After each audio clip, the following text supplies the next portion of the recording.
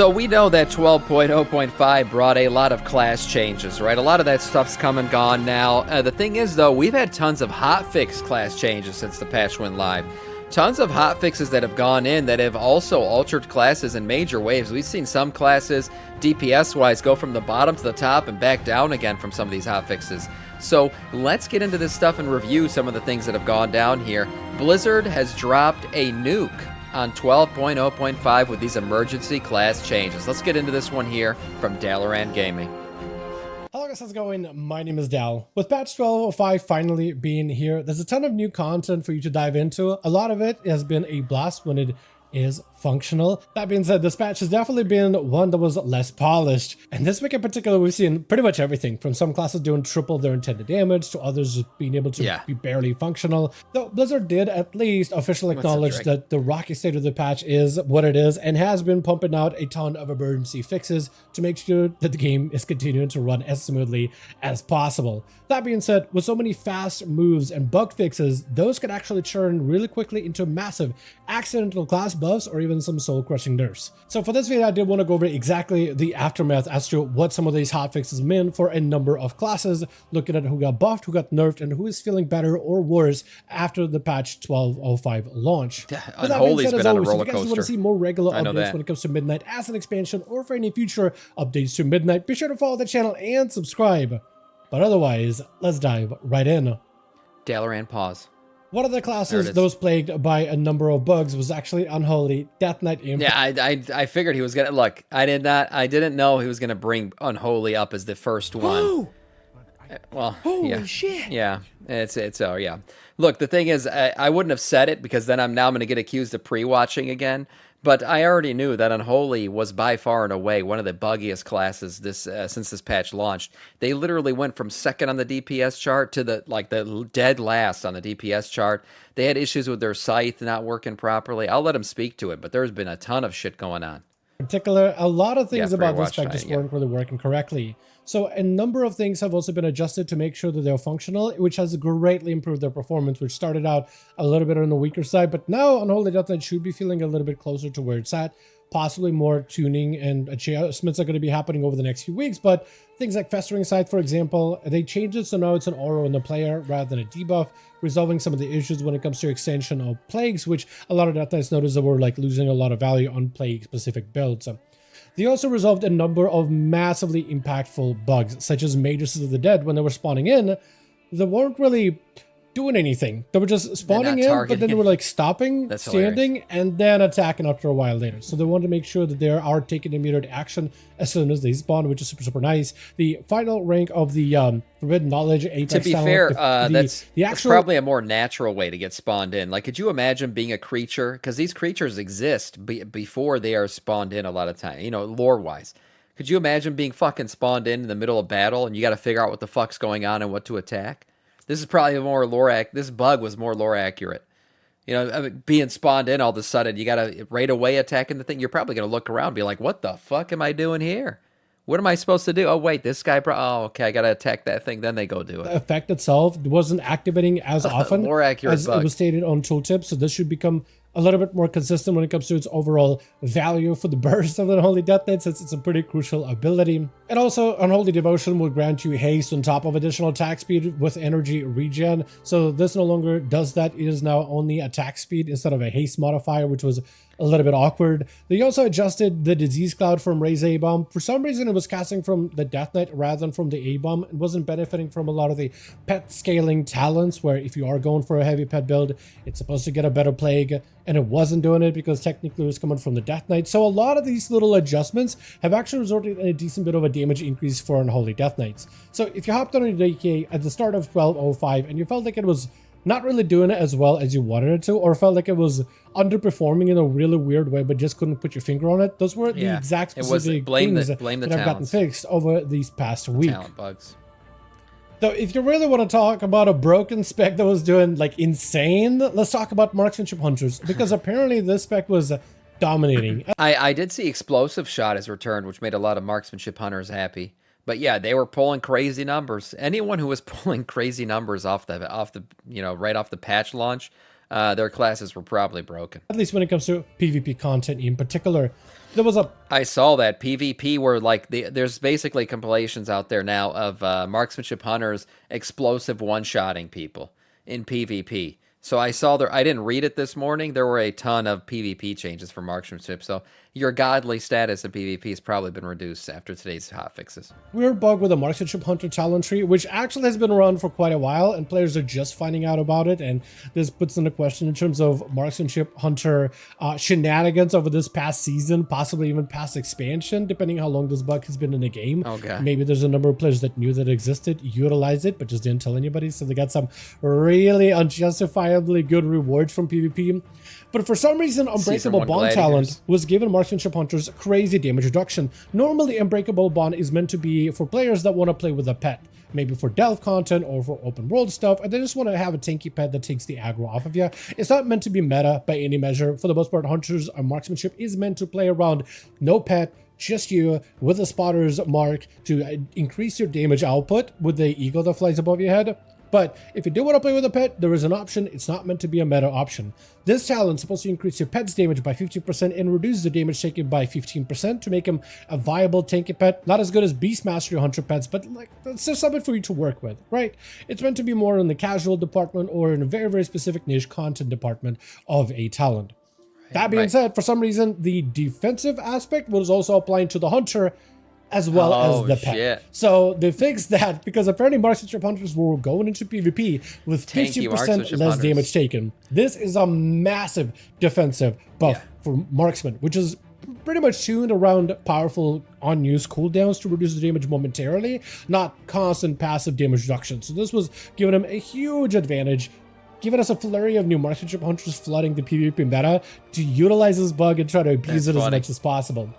They also fixed an issue where if the player did utilize the Unbreakable Bond, normally when you do play Unbreakable Bond, depending what pet you summon, you also get a benefit of a pet's passive bonus. So depending if you have like a tenacity pet or a cunning pet, the bonus is going to be slightly different. Like for example, if I summon the bear, this should give me a tenacity bonus of endurance training. But also there's supposed to be another benefit that I'm supposed to get normally with the tanky pet as well.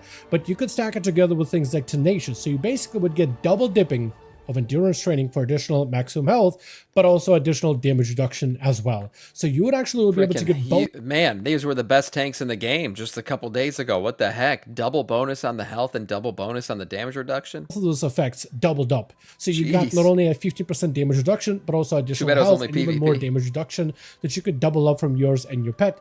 Normally hunters would have their pet get killed by like a train dummy to retain these buffs. Sometimes you didn't have to, but essentially they fixed a lot of these like passives that allowed Marksmanship Hunters to be way tankier, especially when it comes to PvP.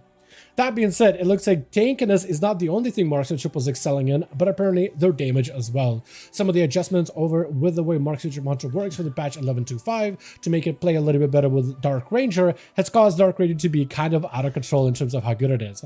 One of the things they did is they made precise shot baseline scale up and work also for things like Black Arrow, but also kill shot as well. Normally, you aim shot and your next arcane shot or multi-shot deals more damage, costs focus, or if you are playing into Dark Ranger or playing into the kill shot based gameplay, you could pick up precise shots to buff the damage of Black Arrow instead. So you would have a very powerful shot that got a huge damage increase.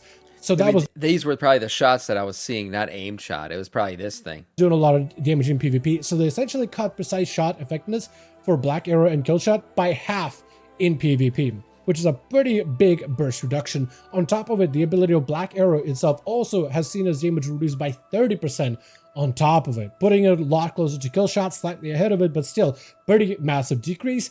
On top of all that, since Marksmanship Hunter was running amok, 10% damage reduction on top of all that, all across the board for the rest of their abilities. Man. This is on top of it, layering on top of all these other nerfs. So this is overall a pretty massive downgrade for Marksmanship in PvP. But if you did find yourself getting blasted by Marksmanship Hunters in like 0.2 seconds or destroyed by them in really fast pace while not able to do a lot of damage to them, this should explain why they were doing so good, and hopefully this does quell the Marksmanship Hunter threat in PvP content specifically. Frostmage is another spec that also did see a slight adjustment, mostly to the Apex stump, which wasn't working correctly. They really adjusted the rank 2 / well, I guess it is rank 2 part, the passive aspect of the Hand of Frost talent, where each stack of freezing shatter increases your chance to summon a Hand of Frost by an additional 2%. Damage from Hand of Frost increases your spell damage by 2% for 8 seconds with multiple stacks able to overlap. Apparently, this talent was not providing you correct percentage increases for the shatter bonus in particular, so now it should. So if you saw your Frost Mage potentially doing less damage for some reason, it's the passive aspect of Hand of Frost that was adding additional damage and additional procs that was not doing as well. So that should be fixed, and Frost Mages should hopefully be seeing a little bit more output going forward. Over for the class of Priest, there was a weird bug specifically when it comes to Void Weaver and Shadow Priest in particular, where essentially a talent from the Shadow Priest right now, the charts that we looked at post all these hotfix buffs was #1. They were having a good time sitting at the top of the chart. Priest talent tree was also benefiting Shadow Priest specifically. So as part of the Void Weaver hero spec, Disc Priest talents and Shadow Priest talents are slightly different in some of them. Like some of them are going to be more maybe damage on Shadow or Pain, while the other might buff like Vampiric Embrace. Maybe Void Weaver is going to buff up some of your shields or atonement healing, while for Shadow it's going to be a damage counterpart. There was a talent in Disc Priest Void Weaver called Overwhelming Shadows, which for Discipline Priest buffs the damage of your Mind Blast by 100%. Mind Blast is an ability you use periodically in order to activate Entropic Rift. It's like your opener ability before you start a big burst damage. So it's not an ability available all the time. This will be like a primer into Void Weaver, not something you get to use all that regularly.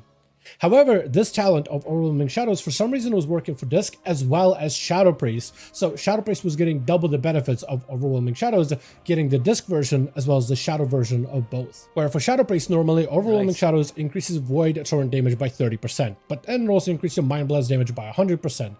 Reason why it's important is because the ability of Mind Blast has a number of different talents that actually scale off of it, whether directly or indirectly. So their Mind Blast was roided the fuck up.